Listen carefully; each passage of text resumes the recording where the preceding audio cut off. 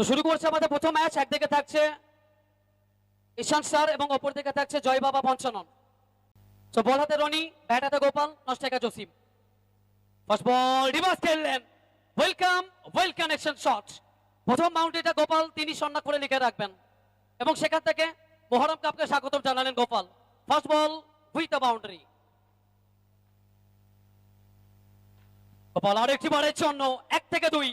যেভাবে শুরু করেছেন যদি এভাবে শেষ করেন, যেভাবে শুরু করলেন যদি এভাবে শেষ পর্যন্ত তিনি লড়তে থাকেন, এই ম্যাচ একটা জমজমাটে ভাবে পরিপূর্ণ হতে পারে। স্ট্রাইকে অভিষেক গোপাল। তো 1 থেকে 2, 2 থেকে 3, C C P, cut copy paste. স্ট্রাইকে গোপাল, 4 ছক্কা, হই হই, বল উড়াইয়া গেল কয়। আরো একটি বারের জন্য গোপাল।